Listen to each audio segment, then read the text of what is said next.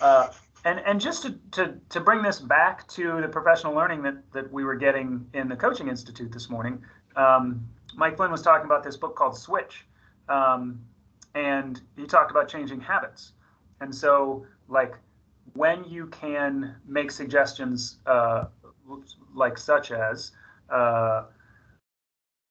hitting record on a meeting, when you make that suggestion enough times, even Nate's can be made to incorporate it into their habits.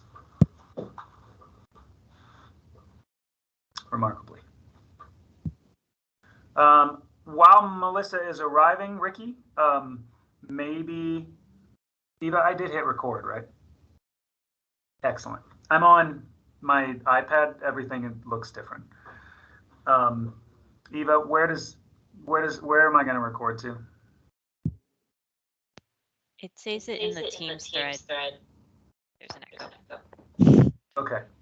So whoever opens Teams can access the recording. It'll always say PoPs meeting. Oh, great. I like how that's all threaded. So Ricky, maybe as Melissa is arriving, you can describe the formative assessment clusters that were created by educators from across the state last spring and have been updated / evolved through the fall and the winter. Happy to oblige and get us started. So I guess the biggest thing about this project is we were kind of take us through just the process itself and how it took, and then I was going to kind of get us going with that, and then Melissa can kind of, knock us home and kind of show us where it ended up. So I mean, the project itself was fairly expensive because of the size of the project, the number of formative assessments we were planning on writing. The plan eventually was really to create a formative assessment cluster example. We call them clusters because they're more than just like a single multiple choice item. Every single one of these items, as Melissa will go through, is a multi-step, in-depth kind of tool that will help a teacher understand more than just how are they doing on content, but also how are they doing in the aligned practices, cross-cutting concepts, and other aspects of our standards. So as you can see, the project was quite large. We had 13 leaders, one for each grade. And then each of those teams had between 5 and 8 to 10 additional members. And all these people worked together to write these standards. So you can see that plus some minor materials, which I don't even think we used, but that was in our budget. Plus we had some bias and sensitivity people who would come in and kind of do some reviews on them, as Melissa also will talk about. But anyway, with all of this, you can see it was a pretty substantial project that pretty much took the majority of our budget for last fiscal year. As far as the pre-work goes, what kind of got us going on this were our SCAS meetings and some other CSQ-based meetings that were focused a lot in formative assessment. There were a lot of good materials and ideas to kind of help us get thinking about this idea of formative assessment, what it could look like. And Melissa mostly kind of drafted a system based on that, and then kind of met with me, and then eventually Scott and Jared in our assessments departments kind of get some feedback on a system that would work.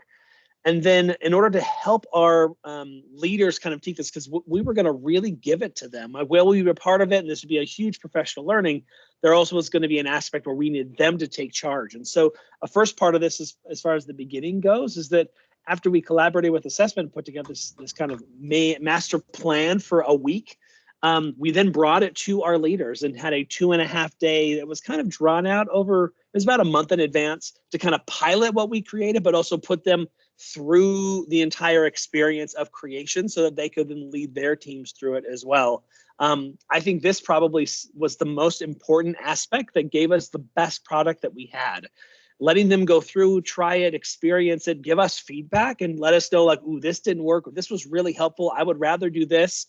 Made it so that when it came to the day of, not only were our leaders really competent and confident in us giving us this opportunity, like, all right, now it's on you. You're going to work with your team leader, and they're going to take you through this process. They knew exactly what they were doing. And a part of this was they created some items themselves, both as a group and then individually. There's a lot of pre-work that happened here that was really, really helpful. anyway, and then based on that feedback, we did some minor revisions and then met again for the other half day, right? So that was 2 days. And then the other half day was kind of like, okay, here's what we came up with based on revisions. Here are the tweaks. Here are some facilitator guides to kind of take us through. Here's what each day is going to look like. It was very well organized and thought out. And that kind of took us to the process itself. So Melissa, do you want to take it from there? Yes. So Ricky walked you through the pre-process, which was fairly extensive. And then we got to the week of the process. So we had everyone there, the team's there for 5 days. It was a rigorous 5 days, but it worked out well. What they did was they wrote an assessment claim about a standard. So this is, what we would hope to see in students. Then they delineated components that they would need to address in this claim to show proficiency. They brainstormed where's a real life example where students would actually use this idea in their world around them. And then they provided what a proficient, so they said, if this is the phenomenon that we're going to have them use this science concept or engineering idea in, what would a proficient student answer look like? They created a proficient student explanation, and then they went kind of backwards by design to look at, so how can we scaffold students from, here's this phenomenon, what types of tasks can we take them through to ultimately get to this proficient answer, realizing that they need to bring with them an understanding of the science concept, how you would apply it in real life, because this is an assessment, so it's not something we're teaching them at this point. So they need to bring that understanding with them as they go through these tasks. After that, we developed a proficiency scale so that they could see this what would meet expectations. This is maybe not quite there. This maybe extends beyond. And then we got feedback on the items so that we could revise the clusters. So as Ricky and I were thinking about this and what we wanted you to see, if you click on the template sample, each of you, I think it might be good. I explained kind of those steps, but here you can see them step by step. So let's just take like 2 minutes to look down through the template, and you can see all these steps and how this is the one that Ricky and Scott and I worked on together as an example, but it kind of walks you through those steps. So take just a couple of minutes and look down through the template to get an idea of what the teams worked on. Yeah, and I just added that to the chat just in case everyone didn't see it. Boy, I'm having a hard time navigating this whole Microsoft Teams. Yeah, it's really different. Can you zoom in a little?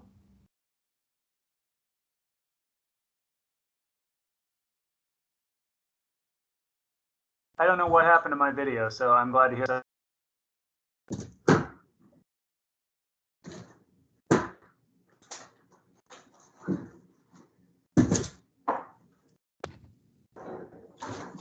And they have the link, right, Ricky, for this if they didn't have the PowerPoint? Because, yeah. Well, like I said, I'm having a hard time navigating Teams.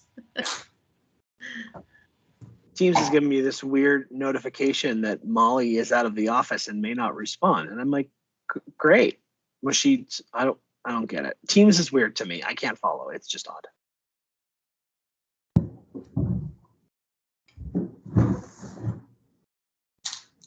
Okay, my friends, does anyone have any question about the template that we gave? On that, during that week, we walked them through step by step in the template, and we did one together, and then they did one in their grade level teams, and then the grade level teams had them walk through it in pairs. So that was kind of how we had it set up so that we could scaffold them through each step. So we took a standard, did it together, grade level, then they did it in a pair and went through all the steps. Once they'd been through the entire template, then that took about 3 days for us to do all of that together. Then they had 2 days to finish working on the other standards, and they were able to do them pretty quickly after that time. Hey, Ricky, let's go to the next slide.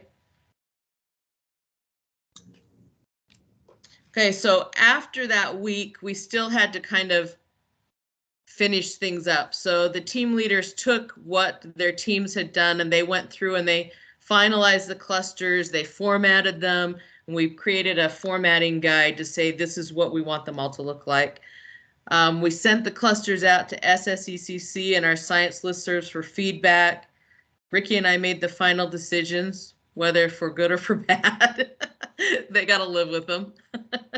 And then we added them to our core guides. So Ricky, will you click on the final example so they can see kind of how they ended up looking?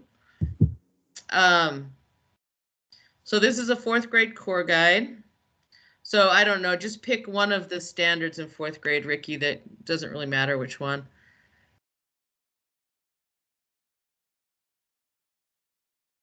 So in the core guide, if you scroll down to the assessment section that we all have as part of our core, the core guide, you can see that there, right there, it says formative assessment cluster. That's where we link them. So when you link to that,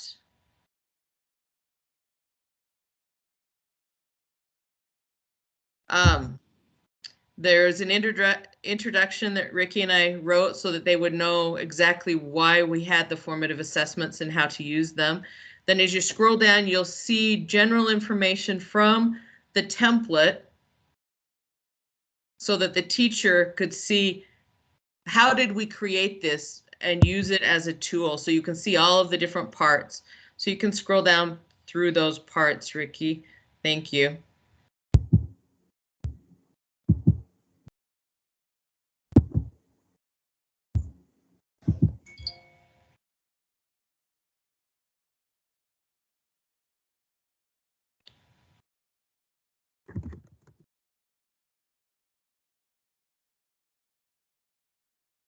So the first part was all about supporting the teachers and helping them to see, oh, look, this question, this is what we were going for. We wanted to look at disciplinary core ideas and cross-cutting concepts. Here's the question. So all the questions would help the teachers know why and how we constructed them, and gives them the answer sheet in case they don't know. And if I can, I'll add here too, we have a lot of districts that use different types of assessment tools, right? Some are on like I can't even think of all of them. Some do Canvas and some do something else. And they're like, can you put in our version? Can you do it in our version? And we were like, no, we're not putting it in anyone's version. Here it is in a Google Doc version. Here's all the stuff you need to code it, however you need to code it. If you're going to code it by the DCI or sorry, the core idea or the science engineering practice, whatever, like here's all the information you need to put it into your system. And once you have it in your system, if you'd like to share what you have in your system, you can feel free to share that. But we just felt like we couldn't support any one district in a specific format. So I think that's an important thing to share too. Yeah, so we put it in a really generic platform that everyone could access, and then they could change it how they wanted as their district.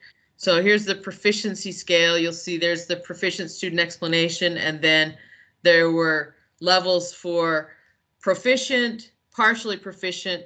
We figured if they weren't partially proficient, they were emerging and we didn't need to tell them what that was. Or if they went beyond, that was up to districts because everyone had a different idea what extending looked like. So we were concerned about, are they proficient or are they kind of partially proficient? Are we seeing these pieces?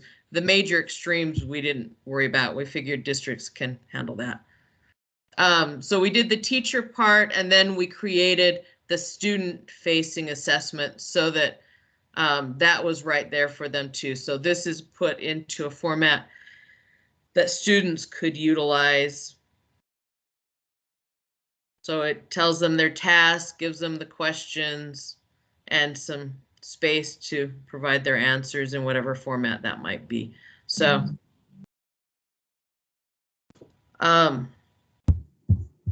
that kind of gives you a look at the process. It was a really, really good professional development process for me.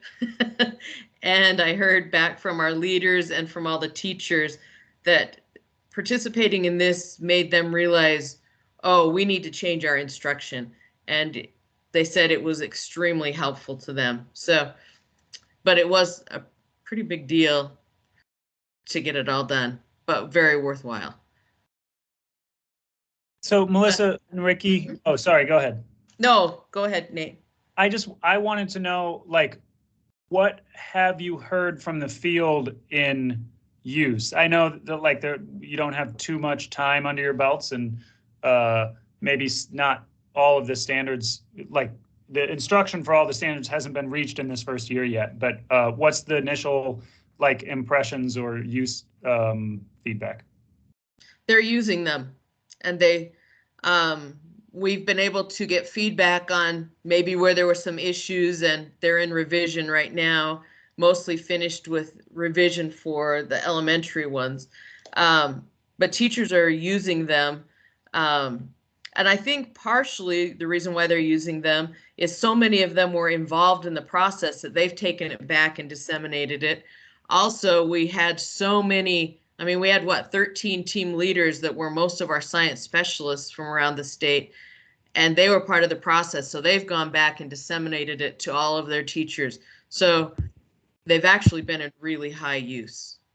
Yeah, and what I've heard also, like Melissa had already mentioned, is that overwhelmingly positive from the leaders in the fact that this has been a tool that has helped some of our more resistant teachers that have like not wanted to make changes to their instruction or shift things, or those that have been complaining about our end of state test that looks like this kind of stuff, that are like, how do you prepare kids for this? But seeing a formative assessment and seeing kind of a tool that'll help them actually measure students' ability to get to where it is we want them to be has been overwhelmingly positive, both in not only in how it's helping kids, and individually, but also how it's helping teachers make the decision. Okay, it's time for me to make a shift in how I do things. Yeah, what Ricky said is really critical. One of the biggest things that we had were complaints about the summative assessments. The rigor is just unrealistic. Our students can't do this. It's unrealistic. So providing this for them with the appropriate rigor and showing them how we got to that rigor has been hugely helpful. They can no longer say the test doesn't match up with the standards for the summative, because they're seeing how the formative parallels what they should be doing and how they should kind of be thinking about instruction. So I think they're reimagining instruction, which is what we want.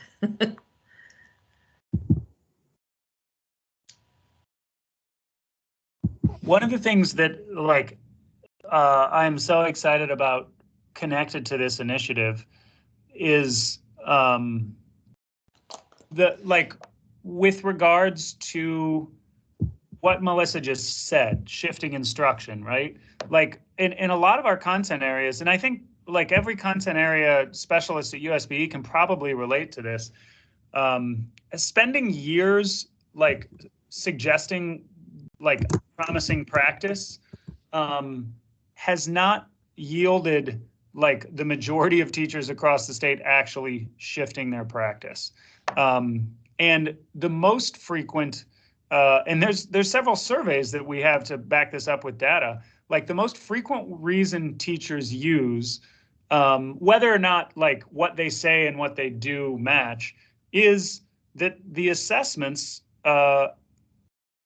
like what is on the assessment does not comport with the recommendations that you're making. And so to align like these assessment items to the instructional practices that like you're looking for, Ricky and Melissa, or that your community has identified as like the most effective way we know of to build knowledge, skills, and dispositions within students that are like science compliant. It's just awesome to see it like going into practice, like it's working. So I'm super excited by the opportunity that this presents all content areas to create like, while like it's going to look different in other content areas, like this this kind of stage setting, I think, will be a really important step in us like learning what it could look like in other content areas. Hey, and we can help you know what not to do. We can tell you, avoid these few things. These are not good ways to go. So I think Ricky, can I just say before you jump in, if someone would either put the link to your like slides and or like other resources in either the chat or the PoPs, I just want to make sure we get it in our notes. I'm still trying to catch up on notes. I had a technology glitch. I don't know why my video is still not working. Go ahead, Ricky. Sorry. So I was going to say, yeah, that's perfect, and we can copy those in there. I think one of the biggest things, as always, and this goes back to something that Jennifer has been working with us in regards to our marketing thing, is helping teachers find this, right? Every time I go and do a PD and a teacher's like, "You have what? Like, how long have these been available?" And they are so excited to get these kind of resources, especially coming from our office, right? I mean, I would say that I will admit in the beginning, having to write formative assessments felt very much beyond the realm of our normal scope and sequence, as far as like, that's really close to curriculum if you think about it.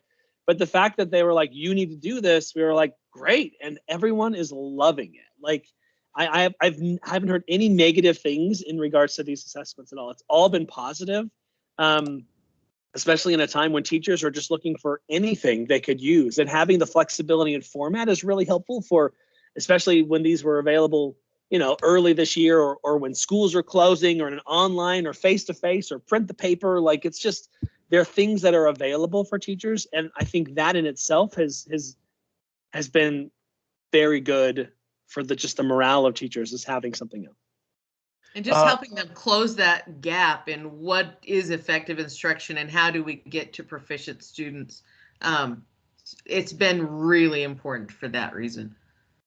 Ricky and Melissa, can you talk about your collaborations with other departments and how that played into this? I think that's an important piece as well, because I think a lot of T&L specialists, when they hear formative assessments, they're like, that doesn't live with our department. We worked really closely with the assessment department, with both the elementary and secondary assessment people, Scott and Jared. We tried, so Ricky and I created the process and kind of what we thought it might look like. Then we took it to them and brought them in and went through it all with them and changed a lot. They were extremely helpful. They presented during the week, all four of us presented. So it was very much a team collaboration. And one thing I'll add to that too is that, like, a lot of the times, like, I know that not everyone has an assessment partner, right? Jody, right? There just isn't anyone in assessment that does that kind of stuff. But I will say that if this is something you wanted to work with, we do have a formative assessment specialist. Kim Rathke wasn't all that engaged in this because Scott was so familiar with what we were doing. And we have been doing our SCAS meetings for the past how many years, it seems, Melissa, has had some focus in formative assessment. That there's been a ton of stuff that we felt comfortable. And I think it went across her eyes, but she was like, this looks great. So, but I mean, there are people in assessment that are really great to work with. And I mean, honestly, if and when we head back into the office again, if we find them, right, just stopping by Kim's office or shooting an email or whatever is really all it takes. And they're so excited to work with us. So that's one thing that I'll share too. You know, something I think that they brought to the picture that we didn't have that was critical is they brought this idea of bias and sensitivity lens and special education lens. So they brought in people to help with that. So we had people that they worked with and trained while we were working with some of the teacher teams so that they could work at the same time. So as the teachers were building these assessments, bias and sensitivity and SPED were also looking at them, providing feedback. So that collaboration really made for a better product that was usable for all of our students.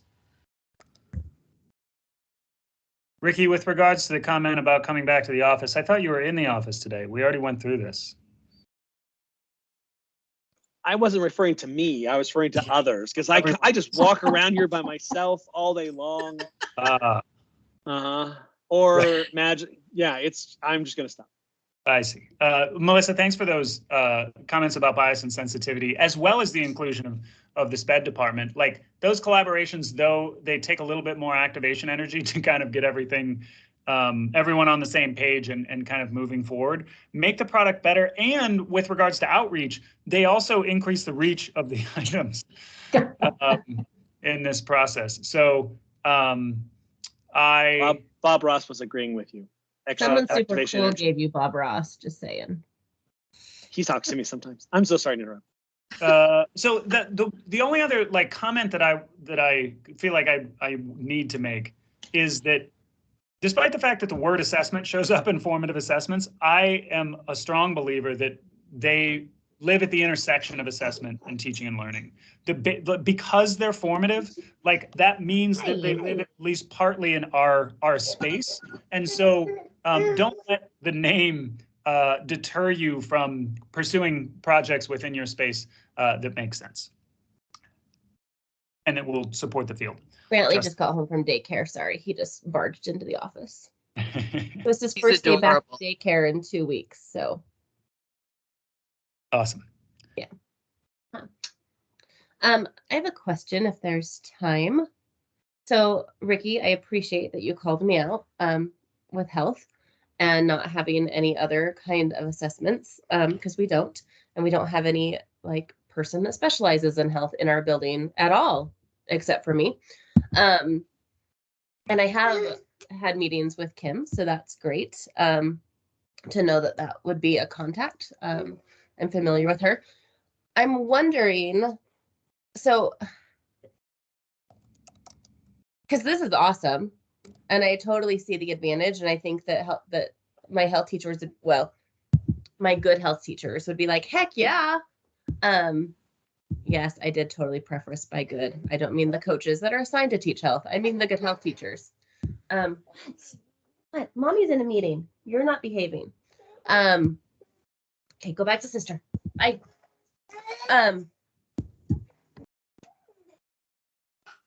What is the? I mean, you had teachers working on this with you, right? Sorry, I'm trying to find words. Yeah. Trish, sorry. What was their like time consumption on this? So, okay. So as far as the leaders go, there was a little more in the fact that they had those 2.5 days beforehand when they were going. A lot of the load really fell on our shoulders. And then as far as the week goes, we let them know they are going to be there. I guess we didn't say those kind of things. It was 1 week, Monday through Friday on Zoom.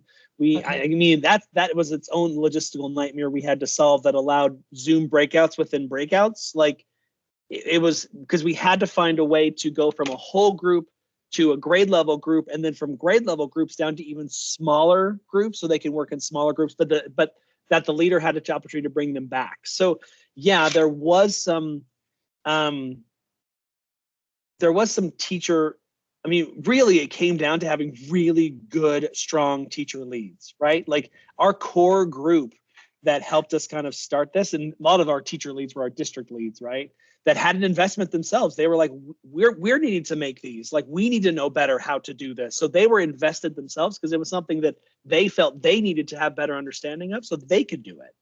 And that's actually another reason why we did it was because they said, we don't know how to approach this. We need help. So that was the reason why this whole thing started. And also we did it during the summer because we knew we couldn't take teachers out of the class for 5 straight days. So we paid them a stipend to come in the summer. Service contract. Oh yeah, that's right. Service agreement. Don't use the S word. Right.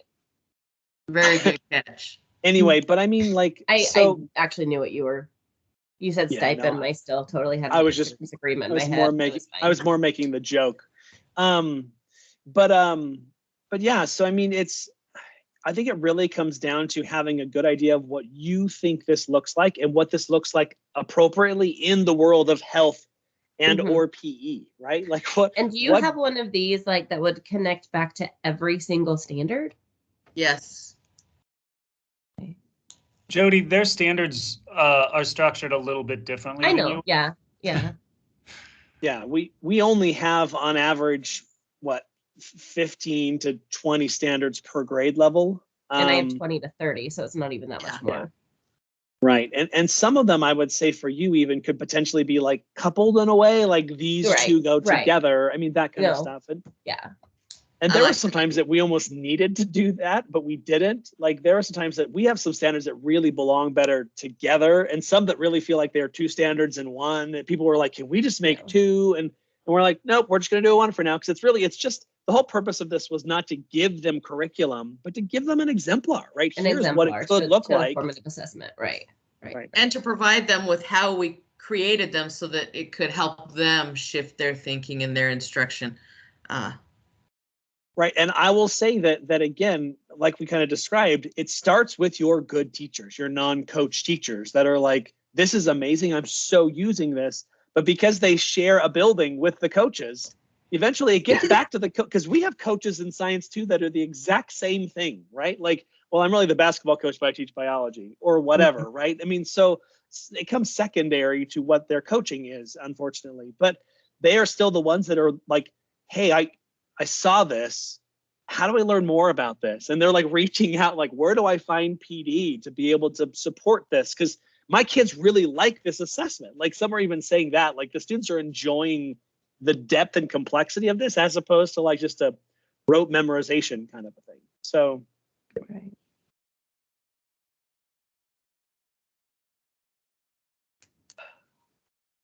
I love it. We're officially, hey, my video's back. That's exciting. I don't know why. So we're officially into PoPs optional time.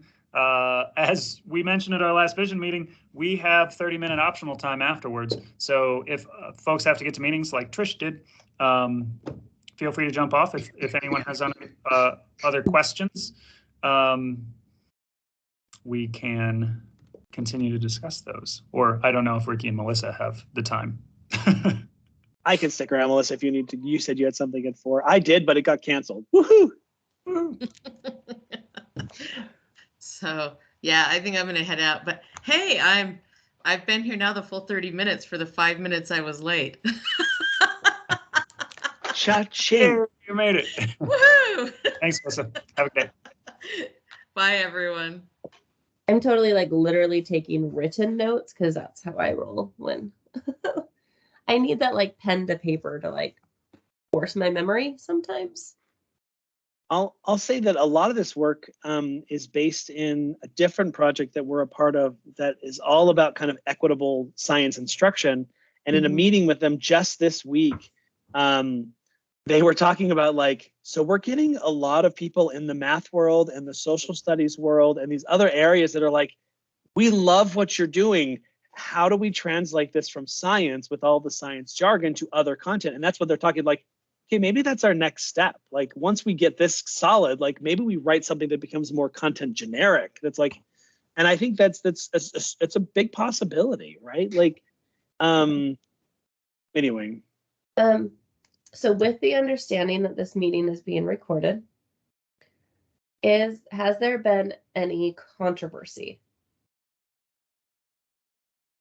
with the work of these formative assessments? Yeah, so that's kind of what I mentioned at the beginning, that we found it interesting that the core guide requirements based on board approval needed exemplars, right? You need to give us an assessment exemplar.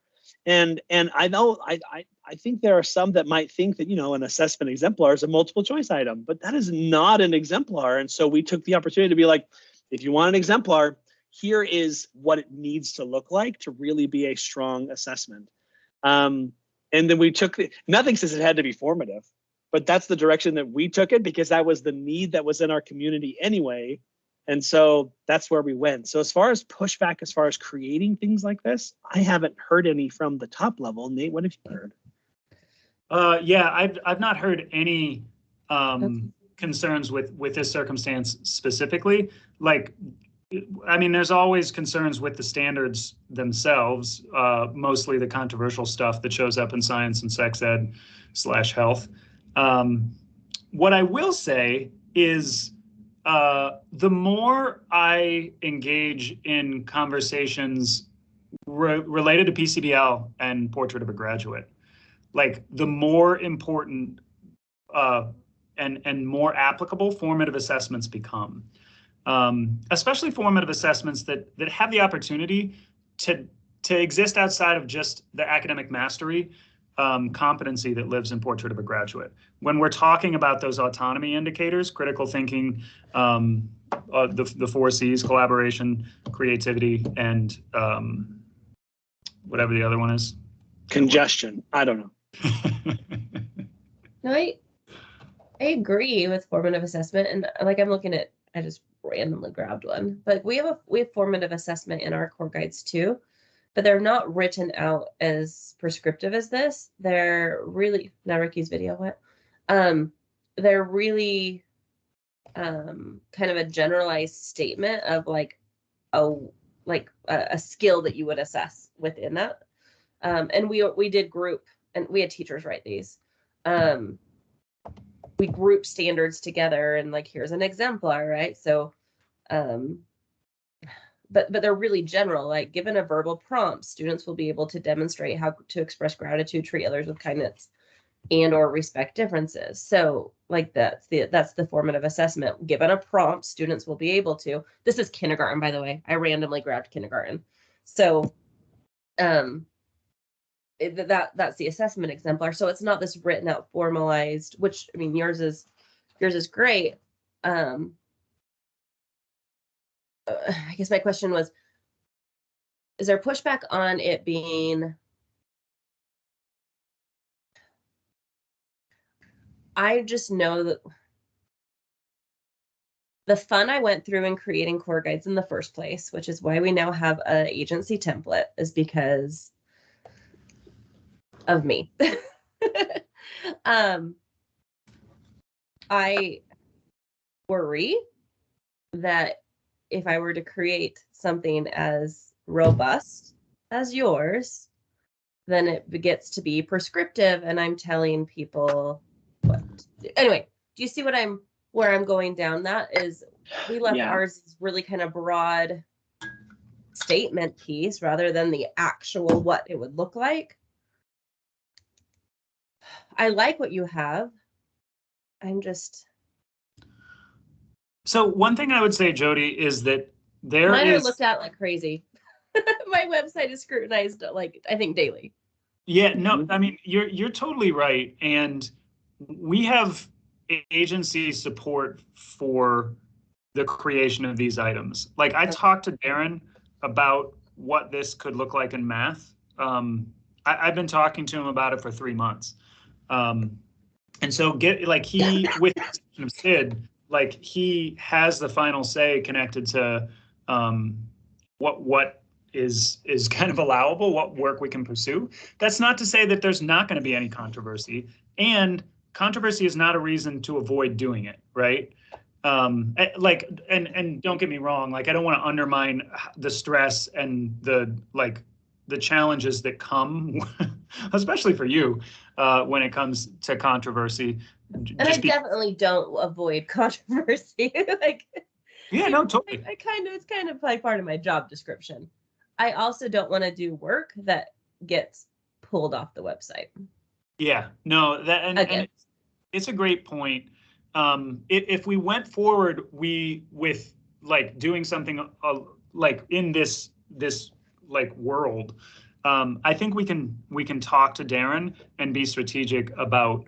But there's nothing in like case 6 that I feel like would be controversial. But then when I get into sex education, right? Like, when we're talking about fetal development, that's easy, right? Like, one of our exemplars is students can diagram the stages of fetal development. I can write that out as a formative assessment, and no one's going to be mad at me for it. But when I start talking about contraceptives and sex abuse prevention and writing a formative assessment for those topics, tricky. Yeah, it's super tricky. One thing that I would, on the exemplar that we give, we do have that like 1-page introduction that they all have. That's kind of it's the same for all of them. and it's really clear, right? It's like, listen, this isn't perfect or not perfect, but it has been reviewed by a team of bias and sensitivity experts and by state leaders and by, I mean, like, there's been a lot of eyes that have gone through these. And so again, while not perfect, and know that they may be subject to change, like changes may occur. So I mean, all this is kind of made in this big disclaimer at the beginning too. That's kind of like, which I know doesn't always help you from those that are scrutinizing your website, right? I mean, as soon as the word is there, they'll feel like, oh look, and all the scare tactics come into play. But I mean, if it's aligned to standards, that was the biggest thing. That, I mean, again, we have climate change, we have evolution. We have Big Bang Theory. I mean, all those things that are equal, not equally. They are on par, though below the craziness that I think sometimes your scrutinization can be. They rely the standard of evaluating 100%. the effectiveness of various contraceptive methods for preventing pregnancy. Like that's an awesome standard that. Right, but again, the answer feathers. to that could simply be. I mean, like, here's a table and here is the percentage of whatever. I mean, or like give them some data and then have them answer some questions based on a data table. I mean, that is the extent of what the standard is. Right. And again, it's standard. Like if they're upset about standards, then they need to, that should have been taken care of previously. I mean, they are, right? But I mean, those who have tried, but the board has approved these standards, and therefore we must teach them. They are there to protect us and teachers as much as they are to protect students. I know that you know this better than I do, but I mean, that's what I would go off of, and I would just be really careful on those ones. Like my eyes definitely went over the evolution ones and would know, like, where did we go? Are we talking human evolution? Like, what are the things that, like, do we need to go to that level that's going to cause alarm, or are we going to keep it at a more simplified level that will I don't know, be more easy to chew on for some. I mean, at the same point, right? Like, I want whatever is created to be good work that benefits students, right? Like student outcomes need to be the center of it. So I also don't want to give like, well, I'm going to go really easy on this one because I'm worried. Like at that point, then like I shouldn't even do it. If I'm going to do it, it needs to be high quality.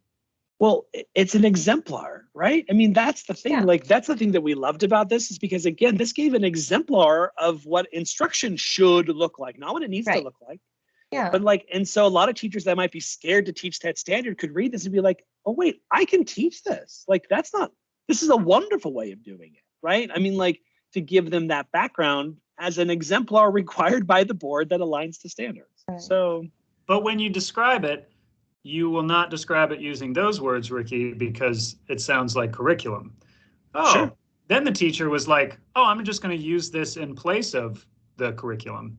Well, and then that adds another layer, because anything that a teacher does in sex ed has to be approved by their local board that goes through the review committee that has an equal number of parents as school staff and a medical professional, i.e. the school nurse. So like there's an added layer when we get into that. But then that could be a part of your disclaimer. Like our disclaimer specifically says this. It says this assessment is not, in bold, and I have all caps, on the not intended to be used as a lesson for students. Right? Like that's not its intent. Right. And if someone tries to construe, well, they're using it as that. Well, I'm sorry that I can't stop them. But everything that we have says this is the intent of this, and this is not the intent of this. Right. And I think yours would probably go a little further. Please understand that by simply taking this and using it as curriculum, which is not like you would still have to go through based on these rules, this, right? Like know that none of this is approved as curriculum. It's simply as an exemplar of what a test formatively. And they can't even use it. They can't even use it. Like they can't use it at all unless it passes through their own when we get into those controversial ones. Well, and you also don't have to do K-12. Right? Like let's just like step by step. If elementary, you anticipate it being much less controversial, and it was something that you decided you wanted to prioritize next year or the year after, like do K3, do K6 first. Like you'll learn all kinds of stuff from that process, and then it'll set you up for success and increase like your confidence level when you go to the spaces that feel more Yeah, like middle school and high school would probably be utilized more. We have dedicated teachers, but elementary could probably use it the most because they don't have a dedicated teacher and they need all the Right, tools. but that's also where you would find, though, it's being used as curriculum. Like, well, here's something, right? Yeah. Like, I've never taught this before, but here's something. Yeah. I have no training, so thank you. Right. Okay. Yeah. Okay, well, thanks, know. Ricky, for having a brainstorm conversation with me and indulging in my wonders. Yeah, we're happy to help any way that we can as you dig deeper into the process itself. It's just the process was super helpful. I will say that this led to several districts creating their own assessment creations because some of them were like, these are great, but our district won't let us use something that's not created in-house.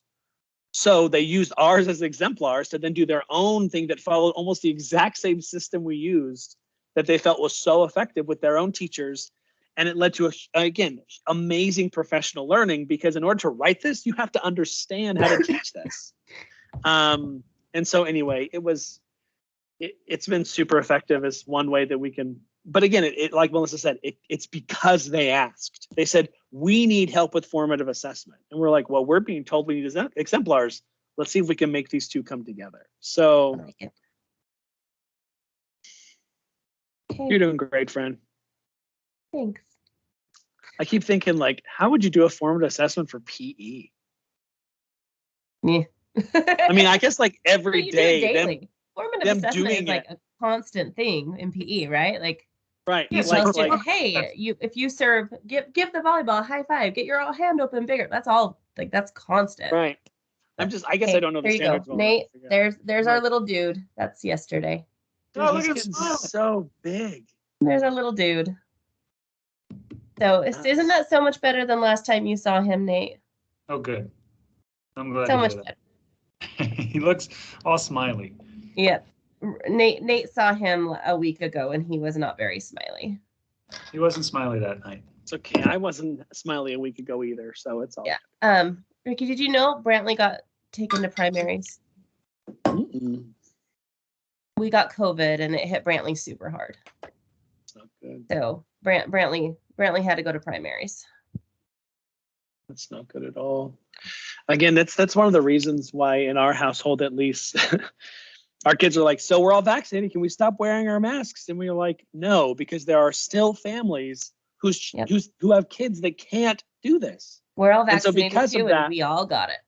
Right. That's so true. But still, it's just like, until we're at safe levels, like, no, we're gonna be that example to the freaking state legislature. Dang it, this is still being recorded. Dang it, why do you do that to me? Anyway, but we're gonna still be examples to others, and the fact that we're gonna wear a mask everywhere we go. I actually